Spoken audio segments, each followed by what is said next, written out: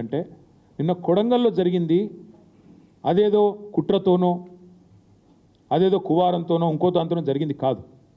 ఈ ముఖ్యమంత్రి యొక్క అనాలోచిత మూర్ఖ తుగ్లక్ విధానాల వల్లనే ఇవాళ ఒక్క కొడంగల్లో కాదు, మొన్న సంగారెడ్డి జిల్లా న్యాల్కల్ అక్కడ కూడా గొడవ జరిగింది. అక్కడ కూడా రైతులు మా భూములు ఇవ్వమని చెప్పి రోడ్డు ఎక్కినారు. కొడంగల్లో ఈరోజు కాదండి, దయచేసి నేను మీడియా మిత్రులను కోరుతా ఉన్న, ప్రజలకు కూడా వాస్తవాలు చెప్పండి.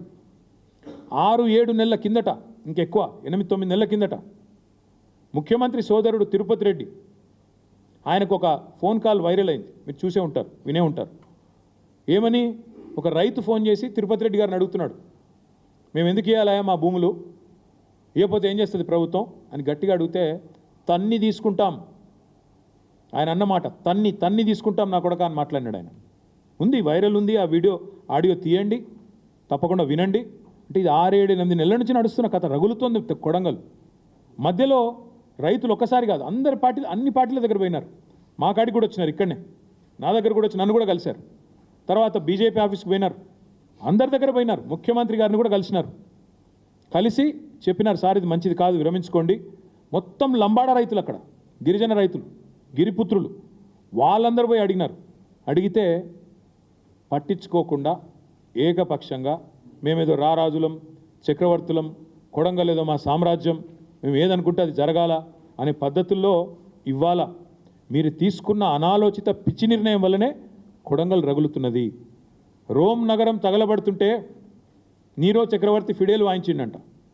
ఈయన కథ కూడా అట్లే ఉంది. ఇవాళ కొడంగల్లో అగ్గంటుకుంటే, కొడంగల్లో ఇవాళ 16 మంది రైతులు జైలుకు పోతే, కొడంగల్ ఎమ్మెల్యే ఎన్నో ఆశలతో ప్రజలు గెలిపించిన ఎమ్మెల్యే, ముఖ్యమంత్రి అయి మమ్మల్ని ఉద్ధరిస్తాడనుకుని గెలిపించిన ఎమ్మెల్యే ఎక్కడున్నాడండి? నాకు అర్థం కాదు. మహారాష్ట్రలో ఢిల్లీ పెద్దలకు మూటలు మోస్తూ వాళ్ళకి ఇవాళ తాబేదారుగా ఇవాళ అక్కడ తిరుగుతూ ఉన్నాడు. నేను అడుగుతా ఉన్నా రేవంత్ రెడ్డిని, సొంత నియోజకవర్గంలో రైతులు ఆందోళన చేస్తుంటే, రైతులు అక్రమ అరెస్టులు అయి జైలుకు పోతుంటే, మా నాయకుడు పట్నం నరేందర్ రెడ్డిని ఇవాళ ఒక టెర్రరిస్ట్ని ఇడ్చుకపోయినట్టు నేను తెలియక అడుగుతా ఉన్నా. కనీసం వాళ్ళ భార్యకు ఇన్ఫర్మేషన్ ఇచ్చిండ్రా? అరెస్ట్ వారెంట్ ఉందా? అసలు వాళ్ళు పోలీసులు మఫ్టీలో ఎత్తుకపోతారండి? ఆయన ఏమైనా బందిపోటా, తీవ్రవాద? అది అసలు అరెస్టా, కిడ్నాపా? ఇష్టం వచ్చినట్టు ఇండ్ల మీదకి వచ్చుడు, కేబీఆర్ పార్క్లో వాకింగ్ చేస్తుంటే ఆడికొచ్చుడు. నేను అడుగుతా ఉన్నా, ముఖ్యమంత్రి ఎక్కడున్నాడు? సొంత నియోజకవర్గంలో రైతులు ఆందోళన చేస్తుంటే, రైతులను అక్రమ అరెస్టులు చేస్తుంటే, ప్రజలు ఆక్రందనలు చేస్తుంటే, మహారాష్ట్రలో ఏం పనండి మనగానికి? ఎవడు పట్టించుకుంటాడు? నేను చౌరస్తాలో షోలాపురం నిలబడితే ఎవడు గుర్తు కూడా పట్టాడు. నేను ఈయన ఆడవో ఏం చేస్తున్నాడు? ఈ విషయం మీద ఎందుకు స్పందిస్తలేవు? ఎవరైతే గెలిపించి నీకు సీట్ అప్ప చెప్పినరో వాళ్ళను కాదని నీకు అక్కడేం పని అంటా ఉన్నా. ఇవాళ మహారాష్ట్రలో ఉండే కాంగ్రెస్ వాళ్ళకు సంచులు మోసుకొని పోవడం తప్ప నీ వల్ల ఏదేముంది అక్కడ? రా, నువ్వు కొడంగల్ రా, వచ్చి లగిచర్లకు వస్తావా, హకీంపేటకు వస్తావా, దుద్యాలకు వస్తావా, ఎక్కడికి వస్తావా? రా, వచ్చి కూర్చో, రైతులకు చెప్పు, నీ ఆలోచన వల్ల జరుగుతున్న లాభం ఏందో చెప్పు. ఇవాళ మా అందరికీ వచ్చిన అవగాహన, ప్రజలకు వచ్చిన అవగాహన ఒకటే, ఇవాళ ఈ భూసేకరణ పేరిట రేవంత్ రెడ్డి ప్రభుత్వం చేస్తున్నది దళిత, గిరిజన, బీసీల భూములను లాక్కొని వాళ్ళ అనుయాయులకు, వాళ్ళ కుటుంబ సభ్యులకు రియల్ ఎస్టేట్ పేరిట వ్యాపారం కోసం, రియల్ ఎస్టేట్ పేరిట వ్యాపారం చేసుకోవడానికి, డబ్బులు సంపాదించుకోవడానికి చేస్తున్న ఒక కుట్ర. ఇది కాంగ్రెస్ ప్రజాపాలన కాదు, ఇందిరమ్మ రాజ్యం కాదు, ఇందిరాగాంధీ ఎమర్జెన్సీ రాజ్యాన్ని తలపిస్తున్న పరిస్థితి. ఎందుకంటా ఉన్న ఈ మాట అంటే ఊరికే అనట్లేదు. ఇంటర్నెట్ తొలగించినారు, ఇంటర్నెట్ మీద పాబంది పెట్టినారు. It is against the supreme court order. Anuradha Bhasin versus government of India, ఆ కేసులో సుప్రీంకోర్టు ఆర్డర్ ఉంది. ఇంటర్నెట్ అట్లా నిషేధించడం అనేది కరెక్ట్ కాదు అని చెప్పి supreme court order, violation of supreme court. అదే మాదిరిగా నేను అడుగుతా ఉన్నా, ఏ రూల్ ప్రకారం ఇవాళ మా నరేందర్ రెడ్డి గారిని అరెస్ట్ చేశారండి? ఏ రూల్ ప్రకారం ఎత్తుకుపోయినారు? ఆయన కిడ్నాప్ చేసినారు. ఇవాళ ఆ రాజ్యాంగం ఏందో మేము కూడా అడుగుతా ఉన్నాం. ఇవాళ పేపర్లో చూస్తే నిజంగా బాధ అనిపించింది. ఆ రైతులను వాళ్ళు ఏదో తీవ్రవాదులు అన్నట్టు, పాపం వాళ్ళ ఇళ్ల మీద పడి, ఇళ్లలో లేకపోతే పొలాల మీద పడి, తెల్లారి అరెస్ట్ చేసిన ఒక రైతు కొడుకు పుట్టినరోజు, ఇవాళ ఆ తల్లి ఆ కొడుకు ఇద్దరు ఏడుస్తూ ఉన్నారు. ఒక కూతురికి అన్నప్రాసన, ఈరోజు ఆయనను దూరం చేసినారు. ఒక తల్లికి వైద్యం చేయించాల్సిన రైతు, ఆయన ఎత్తుకుపోయినారు ఆ కొడుకుని. పరీక్షలు రాయాల్సిన పిల్లోని కూడా అరెస్ట్ చేసింది ఈ ప్రభుత్వం. అందుకే నేను అంటా ఉన్నా, ఇది మానవత్వం మరిచిన ప్రభుత్వం, మట్టి మనుషుల మీద క్రూరత్వాన్ని చూస్తున్న వికృత ఒక ప్రభుత్వం ఈ ప్రభుత్వం. ఈ భూదాహం ఏదైతే ఉందో నేనేదో ఓకే నిరాధారంగా చెప్పట్లేదు. ఏం జరుగుతూ ఉంది ఇవాళ అంటే ఈ రాష్ట్రంలో ఇదొక్కసారి మీరు చూడండి. ఇదొక ఫార్మా కంపెనీ, మొన్న ఈ మధ్యనే పుట్టింది, మ్యాక్స్ బిఎన్ ఫార్మా కంపెనీ. దీని పేరు మ్యాక్స్ బిఎన్ ఫార్మా కంపెనీ. పుట్టింది ఇంకా 3-4 ఏళ్ళు అయినట్టుంది, 3-4 కాలే, 2020లో పుట్టినట్టుంది. Date of incorporation 2020. ఇందులో ఎవరున్నారా అంటే దీని main director, promoter Satyanarayana Reddy Goluguri. Satyanarayana Reddy Goluguri వీళ్ళెవరు? రేవంత్ రెడ్డి గారి అల్లుడు, రేవంత్ రెడ్డి గారు పిల్లనిచ్చిన అల్లుడు సత్యనారాయణ రెడ్డి గొలుగూరి. ఈ మ్యాక్స్ బిఎన్ ఫార్మా కంపెనీ విస్తరణ కోసం ఈ ఫార్మా విలేజ్లలో భూములు తీసుకొని దానికి అనుగుణంగా వాళ్ళ విస్తరణ కోసం సహకరించడానికే ఇదంతా చేస్తూ ఉన్నారు. ఇంకొక మాట, ఇందులోనే ఇదే మ్యాక్స్ బిఎన్ ఫార్మా కంపెనీలో ఇంకొక ఆయన ఉన్నాడు డైరెక్టర్, ఆయన పేరు అన్నం శరత్. ఈ అన్నం శరత్ అన్నట్టు ఆయనది కూడా ఇంట్రెస్టింగ్ ఇది ఉన్నది. మ్యాక్స్ బిఎన్ ఫార్మా కంపెనీ ఏమో వాళ్ళ అల్లుడు గారు, అందులోనే ఇంకొక ఆయన ఉన్నాడు అన్నం శరత్. అన్నం శరత్ ఎవరు అంటే సహృదయ హెల్త్ కేర్ ప్రైవేట్ లిమిటెడ్ అనే కంపెనీలో కూడా ఆయన డైరెక్టర్. సహృదయ హెల్త్ కేర్, ఆ సహృదయ హెల్త్ కేర్ అన్నం శరత్ ఎవరంటే ఒక గీన ముఖ్యమంత్రి పక్కన నిలబడ్డా, ఆయన ముఖ్యమంత్రి పక్కన నిలబడ్డాడు. ముఖ్యమంత్రి గారు మొన్న మెడికవర్ అనే ఒక హాస్పిటల్ ప్రారంభోత్సవానికి వరంగల్కు ప్రత్యేకంగా పోయినారు. వరంగల్ ఎంజీఎం హాస్పిటల్కి పోలేదు. వరంగల్లో రైతులు పత్తి కొట్టలేకపోతే పత్తి రైతులు ఏడుస్తుంటే అక్కడ పోలేదు. వరంగల్ ఎంజీఎం హాస్పిటల్లో 6 గంటల కరెంటు పోతే పట్టించుకోలేదు. కానీ ఒక ప్రైవేట్ హాస్పిటల్ మెడికవర్ హాస్పిటల్ ప్రారంభోత్సవానికి ముఖ్యమంత్రి గారు హెలికాప్టర్లో పోయినారు. ఎందుకబ్బా ఈయన మీద ఇంత ప్రేమ అని మేము తవ్వి చూస్తే ఈ అన్నం శరత్ అంటే ఆయనే గొలుగూరి సత్యనారాయణ రెడ్డి అని ముఖ్యమంత్రి గారు అల్లుడు, ఇద్దరు co directors Max BN pharma company. Medicover hospital ఏదైతే ఉన్నదో నాకు తెలిసినంత వరకు, నాకున్న అవగాహన ఉన్నంత వరకు రేవంత్ రెడ్డి గారి వ్యవహారం మనందరం కూడా చూస్తూ ఉన్నాం కాబట్టి మొన్న ఒక యూనిట్ పెట్టింది బెంగళూరులో, దాన్ని స్వయంగా డీకే శివకుమార్ గారు పోయి ప్రారంభించినారు. మరిగా దాని వెనకాల ఉన్నదెవరో, ఆ మెడికవర్ హాస్పిటల్ అక్కడ ఉన్నది ఎవరిదో కూడా ప్రజలు అర్థం చేసుకుంటారని ఇదంతా చెప్తా ఉన్నాం. ఎందుకు చెప్తా ఉన్నా ఈ అన్ని వివరాలు ఇంత వివరంగా అంటే ఇవాళ ఫార్మా విలేజ్ల పేరిట జరుగుతున్న వికృత భూసేకరణ ప్రక్రియ ఏదైతే ఉన్నదో, ఇది మన ఆయన డీకే శివకుమార్ గారు అక్కడ మెడికవర్ ఓపెన్ చేసిన ఫోటో ఏది బెంగళూరులో, మళ్ళీ అక్కడే ఇదే అన్నం షరతు, ఇక మిగతా వాళ్ళు, ఇక మీకు అర్థమై ఉంటుంది కథ అంతా కూడా ఏం జరుగుతూ ఉంది. Medicover hospital, Max BN pharma, ఎందుకు ఫార్మా విలేజీలు, ఎందుకు ఉన్న ఫార్మాసిటీ రద్దు చేసి రాష్ట్రం అంతటా ఫార్మా విలేజ్లు పెట్టాలనే వికృతమైన ఆలోచనలు మీకు అర్థం అయ్యే ఉండాలి. ఇక్కడ ఇంకొక మాట కూడా నేను గుర్తు చేస్తూ ఉన్నా మీకు. ఇవాళ విచిత్రం ఏంటంటే ఇదేదో నిన్ననే పుట్టిన సమస్య అన్నట్టు సురేష్ అనే రైతు 7 ఎకరాలు అనేది పోతా ఉంది. ఆయన ఇన్సిడెంటలీ టీఆర్ఎస్ నాయకుడు, ఎస్ టీఆర్ఎస్ నాయకుడే, ఆయనది కూడా 7 ఎకరాల భూమి పోతోంది. 7 ఎకరాల భూమి పోతుంటే, విలువైన భూమి పోతుంటే ప్రభుత్వం 30-40 లక్షల ఎకరాలు విలువ చేసే భూమిని 3-4 లక్షలకు గుంజుకుంటా అంటే కడుపు మండదా? అడగద్దా? ఆయన ఏమైనా కొట్టిండా, దాడి చేసిండా?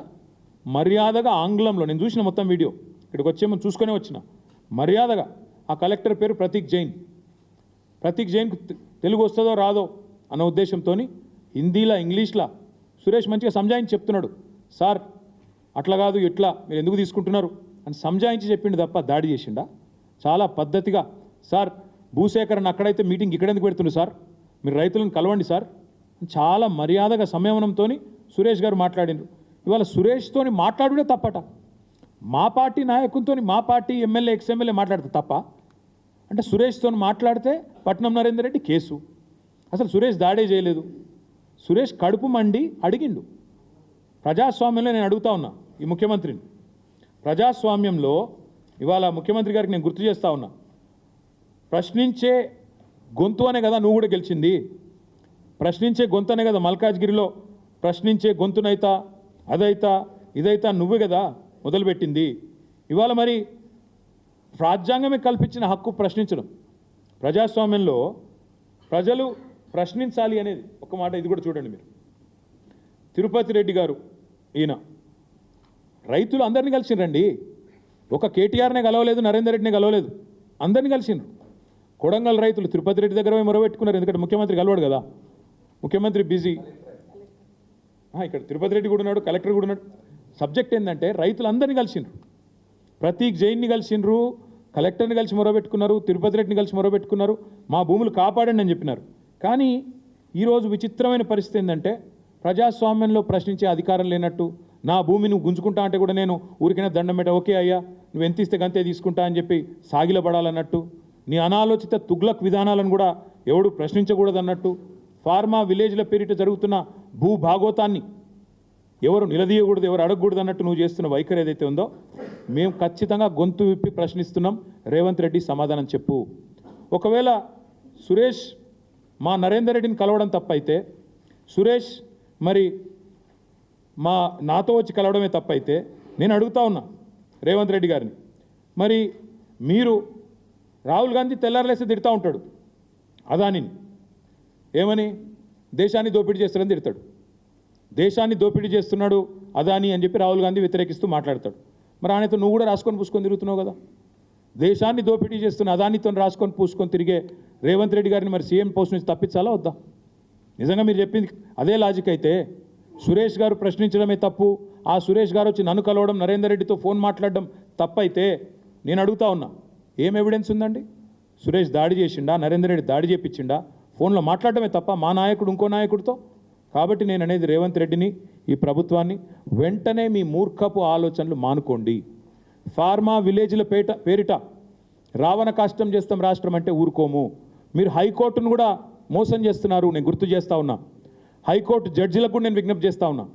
హైకోర్టులో ముచ్చర్ల రైతులు, హైకోర్టులో కందుకూరు రైతులు పిటిషన్ వేసినారు, మా భూములు ఫార్మాకు వాడుతున్నారా దేనికి వాడుతున్నారో ప్రభుత్వం చెప్పాలంటే హైకోర్టులోనేమో ఫార్మా సిటీ ఉన్నది అని చెప్తారు, బయటనేమో ముఖ్యమంత్రి గారు అట్టహాసంగా ఒకరోజు ఫ్యూచర్ సిటీ అంటాడు, ఇంకో రోజు ఫోర్త్ సిటీ అంటాడు, ఇంకో రోజు ఏఐ సిటీ అంటాడు, ఇంకో రోజు స్కిల్ యూనివర్సిటీ అంటాడు. ఎక్కడ పెడుతున్నావా ఇవన్నీ అంటే 1 ఇంచు భూమి సేకరించిన అదనంగా ఎక్కడన్నా?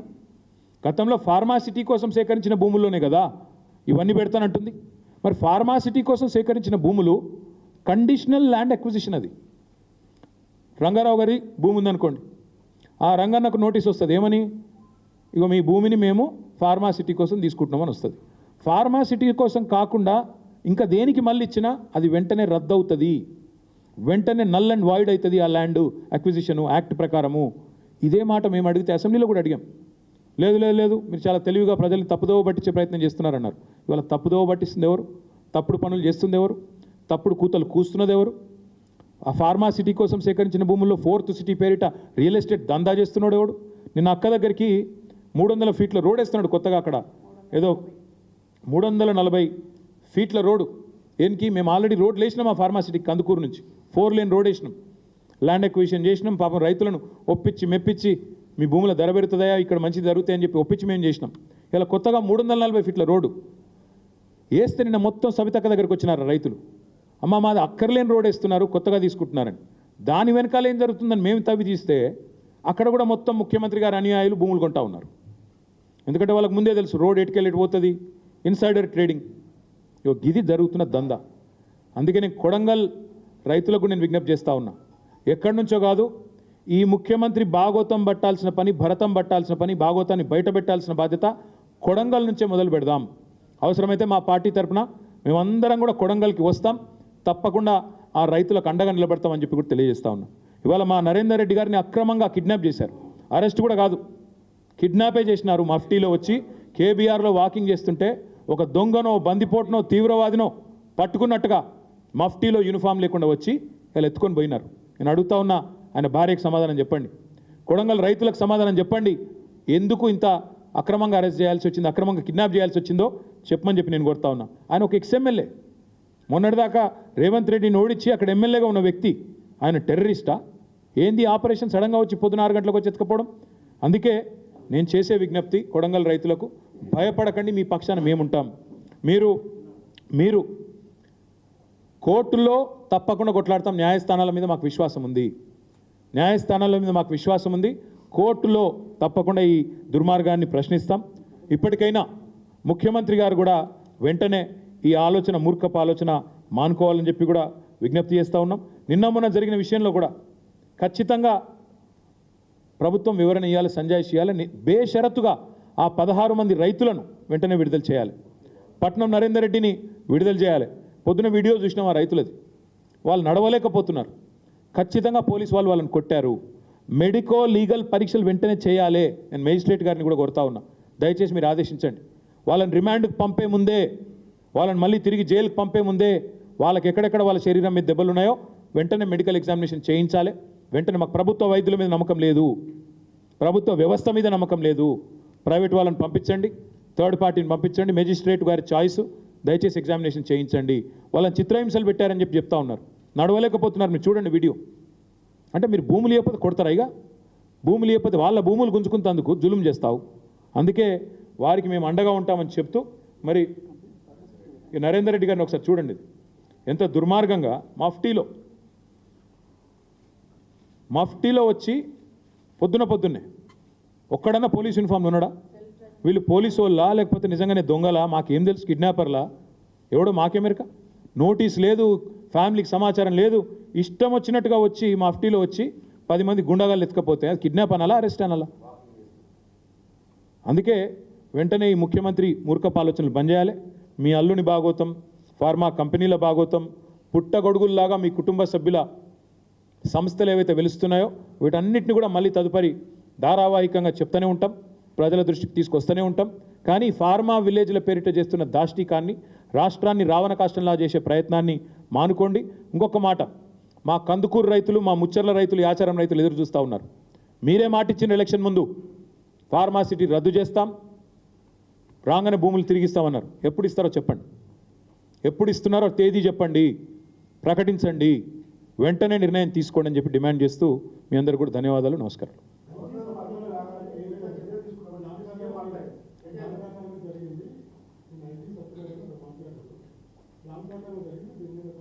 నిజంగా చెప్పాలంటే ఈ ప్రభుత్వము, ఈ తుగులక్ ముఖ్యమంత్రి యొక్క అనాలోచిత విధానాల వల్ల అధికారులు బలవుతూ ఉన్నారు. నేను ఐజీ గారిని కూడా కోరుతా ఉన్నాను, ఐపీఎస్ ఐఏఎస్ అధికారులను కూడా కోరుతా ఉన్నాను, మీరు దయచేసి ప్రభుత్వ కుట్రలో మీరు అనవసరంగా బలి కాకండి, బలి పశువులు కాకండి. ఎందుకంటున్నా అంటే ఇది ఈరోజు జరిగింది కాదండి, 8-9 నెలల నుంచి కొడంగల్ అట్టుడుకుతున్నది. ఆ ప్రాంత రైతులు నిరసనలు చేస్తూనే ఉన్నారు. కొత్తగా జరిగింది కాదు, నిన్న మొన్న జరిగింది కాదు. వీళ్ళ దుర్మార్గం, పిలిచి మాట్లాడలేని కుసంస్కారం. ప్రజాస్వామ్యంలో పిలిచి మాట్లాడరండి. మా ప్రభుత్వం ఉన్నప్పుడు కూడా భూసేకరణలో చాలా చోట్ల పంచాయతీలు వచ్చినాయి, పిలిచి మాట్లాడలేదు. మల్లన్న సాగర్లో, కొండపోచమ్మ సాగర్లో అక్కడ సమస్యలు వస్తే వెంటనే ముఖ్యమంత్రి గారు, ఆ జిల్లా మంత్రి గారు రైతుల దగ్గర పోయి పిలిచి మాట్లాడి ఒప్పించి మెప్పించి ఆ కలెక్టరు తనలాడి మొత్తానికి చేసినాం. కోర్టుకు పోతే కోర్టులో కూర్చొని కోర్టును సంజాయించి అక్కడ బెస్ట్ పరిహారం ఇచ్చి కడుపులో తలబెట్టి మీకు జరిగే లాభాన్ని వివరించి మొత్తానికి అల్టిమేట్గా ప్రాజెక్ట్ పూర్తి చేసినాం. అట్లుంటుంది. కానీ ప్రభుత్వం అంటే నువ్వు ఇస్తావా సస్తావా, తిరగబడరా? పిల్లిని కూడా రూమ్లేసి కొడితే మరల పడదా? 9 నెలల నుంచి ప్రభుత్వానికి టైం లేదండి. ముఖ్యమంత్రి గారు సొంత నియోజకవర్గంలో కలెక్టర్ గారికి టైం దొరకలేదు, తిరుపతి రెడ్డికి టైం లేదు, ముఖ్యమంత్రికి టైం లేదు. ఏం చేస్తున్నారు అందరూ? రియల్ ఎస్టేట్ దందాల్లో బిజీగా ఉన్నారా? అందుకే అంటున్నా నేను, కుట్ర జరిగింది అంటే నిజంగా చెప్పాలంటే ఒక అడుగు ముందుకేసి చెప్తా ఉన్నా. మేము కూడా చూసినాం వీడియో నిన్న. నేను ఇంకొకటి అడుగుతా బ్రదర్, ఐజీ ఎట్లా మాట్లాడుతున్నా నాకు అర్థం కాదు. దాడి జరిగిందని కలెక్టర్ చెప్తుండే, దాడి జరగలేదు అంటుండు. కలెక్టర్ దాడి జరగలేదు అంటాడు, దాడి అనద్దానిలే, దాడి జరగలేదు అన్నాడు. నాకేం కాలేదు, దాడి జరగలేదు అన్నాడు ఆయన. మరి ఈయన దాడి జరిగిందని ఎట్లా చెప్తాడు? ఒక జిల్లా కలెక్టర్ ఏమో దాడి జరగలేదు అంటాడు, దాడి ఏం కాలేదంటాడు. ఈయన దాడి జరిగిందంటాడు. కుట్ర ఎక్కడిది అప్పుడు? ఇంకొక అడుగు ముందుకేసి చెప్తున్నా నేను. మేము కూడా చూస్తున్నాం అసలు ఇది నిఘా వ్యవస్థ వైఫల్యం. కలెక్టర్ను మరి ఆయన గన్మెన్లు ఏడవైనరు, పోలీసు వాళ్ళు ఏడవైనరు, ఏమైనా జరిగితే వెంటనే ముందు ఆపాల్సిన ఎక్కడ పోయినరా? నేను ఒక్కడు కనవడలేదు. అంటే ఉద్దేశపూర్వకంగా ఆడ అశాంతిని రగిల్చి దాని పేరు మీద భూములు గుంజుకోవాలని చక్కర, దాని పేరు మీద బలవంతం చేసి వీళ్ళు మర్యాద ఇంటలేరని చెప్పి బెదిరించి గుంజుకునే చక్కర చూస్తుంటే అట్లే కనబడుతుంది కుట్ర. మరి ఇది మాకు ఇప్పుడు ఇంకోటి సురేష్ మా నాయకుడు, ఎస్. నరేందర్ రెడ్డి మా నాయకుడు, ఎస్. మరి సురేష్ భూమి పోతుంది, కొట్లాడా సురేష్? అడగద్దా? నోరు మూసుకొని కూర్చోవాలన్నా? తప్ప అది కూడా? సురేష్ నన్ను వచ్చి కలిస్తే తప్ప? వాళ్ళ పార్టీ వర్కింగ్ ప్రెసిడెంట్ నేను, నాకు కాకపోతే ఇంకోని చెప్పుకుంటాడు. వచ్చిండు చెప్పుకున్నాడు, ఆయన ఒక్కడు రాలే. 50-60 మంది రైతులు వచ్చిండ్రు. ఇక పెడతాడు ఐజీ గారు, మా మీద కేసు పెడితే పెట్టమని. నేను ఎందుకు వద్దంట?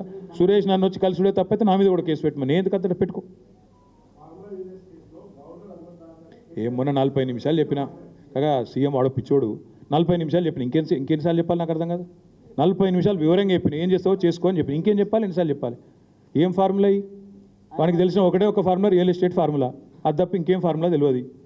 ఆ రియల్ ఎస్టేట్ ఫార్ములా, బ్యాగులు మోసే ఫార్ములా, ఈ ఫార్ములాలు తప్ప వేరే ఫార్ములాలు అర్థం కావు. అసలు ఫార్ములా అయ్యి అంటే తెలుసా ఆయనకి ఏమన్నా? ఏం తెలుసు? ఏం మాట్లాడతాడు? ఊకే ఒకటేనా ఇక. ఇంకోటి బ్రదర్, నేను ఇంకోటి యాద్ చేస్తున్నా మీకు. 11-12 నెలల్లో మీకు కూడా బోర్ కొట్టాలి. అరే ఓ రోజు కాళేశ్వరం స్కాము, ఓ రోజు ట్యాపింగ్ స్కాము, ఓ రోజు డ్రగ్స్ స్కాము, ఓ రోజు ఇంకో స్కామ్. ఇవేనా ఊకే కథలిగా? రైతులేంది, వాళ్ళ కోసేంది, భూములు గుంజుకునుడేంది, రైతు బంధు ఎగ్గొట్టుడేంది, తులం బంగారం ఏడవాయే, 6 గ్యారంటీలు ఏడదొచ్చినాయి. దీని గురించి అడుగుడు లేదా మీడియా కూడా? మేము తేరగా దొరికినా మమ్మల్ని అడుగుతారు, వాని ఎందుకు అడుగుతలేరు? మీరు ఎవరు బ్రదర్? ఓకే, మేము అగ్రెసివ్ పోతలేం నువ్వు అంటున్నావు. ఎక్కువ తక్కువ మాట్లాడుతున్నావు నాళ్ళు అంటారు. మరి మేమేం చేయాలి? కేసులు పెట్టవాటి మేము అగ్రెసివ్ బ్రదర్. మీరు పొమ్మంటే ఇంతకంటే ఎక్కువ అగ్రెసివ్ పోతాం, కానీ మీకు కొద్దిగా మా మీద నిరుత్సాహం ఉన్నట్టుంది. ఇంకా అగ్రెసివ్ పోతాం, తొందరపడతాం. ఓకే ఓకే, డెఫినెట్గా మా పార్టీ తరఫున లగిచెర్ల పోతాము. తప్పకుండా రైతులకు అండగా నిలబడతాము. నిన్న మా నాయకులు మధుసూనాచారి గారు, శ్రీనివాస్ గౌడ్ గారు, మా పట్నం నరేందర్ రెడ్డి, అవినాష్ రెడ్డి గారు, వీళ్ళందరూ పోతే, మా ఎమ్మెల్సీలు నవీన్ కుమార్ రెడ్డి గారు అందరూ పోతే అరెస్ట్ చేశారు. తప్పకుండా పోతాం. ఆ లగిచెర్ల రైతులకు మేము అండగా ఫిజికల్గా నిలబడతాం, ప్రత్యక్షంగా ఉంటాం. వాళ్ళు న్యాయస్థానాల్లో కూడా వాళ్ళకి న్యాయం జరిగేదాకా కొట్లాడతాం. అది కూడా చెప్తున్నాను. ఇలా ఒకటి మాత్రం పక్క, పీడిత వర్గాల పక్షాన, ఎవరైతే అణగారిన వర్గాలు ఉన్నారో వాళ్ళ పక్షాన మేము నిలబడతాం. అక్కడ ఉన్నదంతా గిరిజన రైతులు, వాళ్ళ భూములు పోతున్నాయని మొత్తుకుంటుందంతా ఇవాళ లంబాడ రైతులు. వాళ్ళకు అండగా మేము ఖచ్చితంగా నిలబడతాం. నేను చూసిన LHPS వాళ్ళు కూడా స్టేట్మెంట్ ఇచ్చారు, నేను స్వాగతిస్తున్నా. లంబాడ హక్కుల పోరాట సమితి నాయకులు కూడా స్టేట్మెంట్ ఇచ్చారు, నేను వెల్కమ్ చెప్తున్నా.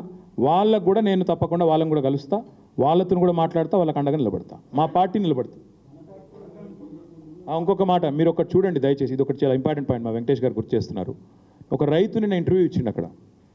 ఇలా ఒక BRS వాళ్ళే లేవు, కాంగ్రెస్ వాళ్ళ పొలాలు ఉన్నాయి, బీజేపీ వాళ్ళవి ఉన్నాయి, అందరివి ఉన్నాయి, పొలాల కాడ పార్టీలు ఏందా అని చెప్పి ఒక పెద్ద మనిషి రైతు, మీరు చూడండి వీడియో. ఇక మెజారిటీ కూడా కాంగ్రెస్కి వచ్చిందట ఆ ఊళ్ళో. మరి ఎనీవే, థ్యాంక్ యూ, మళ్ళీ ఒకసారి థ్యాంక్ యూ. ఈ ఫార్మా విషయంలో మాత్రం తప్పకుండా ఎస్ ఈమని పోయి నేను వద్దన్నా. నేను మళ్ళీ ఇన్నిసార్లు చెప్పాలి అదే ముచ్చట. అది కాదు, నేను ఒక్క మాట అడుగుతా రాకేష్. నేను పోయి కేంద్ర మంత్రిని కలుస్తానేమో బీజేపీలతో కాళ్ళబేరాలి. మరి నువ్వు గవర్నర్ కూడా బీజేపీడే కదా, నువ్వు గవర్నర్ కలవచ్చుగా, నేను కేంద్ర మంత్రిని కలవద్దా? అంటే నువ్వు గవర్నర్ కలిస్తే కూడా బీజేపీతో కాళ్ళబేరానికి పోయినావా? నేను అడుగుతున్నా. గవర్నర్ నిన్నమన్నటి దాకా బీజేపీ మంత్రి కదా త్రిపురలో, మరి ఆయన కూడా బీజేపీడే కదా, బ్లడ్ అయితే అదే కదా. మరి ఆయన కలిసి ఈయన కూడా కాళ్ళబేరానికి పోయినట్ట? అయ్యా, అదానీని కాళ్ళు ఎందుకు మొక్కిరు చెప్పుర్రి. అదానీ కాళ్ళు మొక్కి మీరు ఈడీ రైడ్ల సంగతి ఏందో చెప్పు. అది చెప్పు పోయి, నా మీద ఏ ఎంక్వైరీ చేస్తావు వేసుకో. నేను చెప్పిన ఇంకా మీ ప్రెస్ కూడా దయచేసి ఒక్కసారి, నేను మలేషియా పోయినో లేదో కూడా చూసుకోవాలి కదా పోయి. మీరు పోకముందే పోయిండని రాస్తే ఎట్లా? మీరు మా అన్న పోయిండు, నేను పోలే. అరే ఆయన పోతే నన్ను కన్ఫ్యూజ్ అయితే ఇట్లా ఆయన గడ్డ ముందు నాకు లేదు, అది కూడా చూడరా మీరు ఆఖరికి. నేను పారిపోయినాను రాస్తారు. ఎందుకు పారిపోతే పోయి నాకు అర్థం కాదు. ఢిల్లీకి పోతే నేను ఎందుకు పోయినా? అమృత్లో రేవంత్ రెడ్డి బామ్మర్ది భాగవతం చెప్తేందుకు పోయినా, అది కూడా తప్పేనా? పక్కా బామ్మర్దుల భాగవతాలు, అల్లుళ్ళ భాగవతాలు, రేవంత్ రెడ్డి గారి అన్నాదమ్ముళ్ళ భాగవతాలు, కొండల్ రెడ్డి, తిరుపతి రెడ్డి, జగదీష్ రెడ్డి, అనుముల కుటుంబం యొక్క కుంభకోణాలు, గొలుగూరి కుటుంబం కుంభకోణాలు, ఇవన్నీ బయట పెడతానే ఉంటాం. మీరు రాస్తూనే ఉండరు దయచేసి. మీరు రాసుడు బంద్ చేయకూరి. Thank you.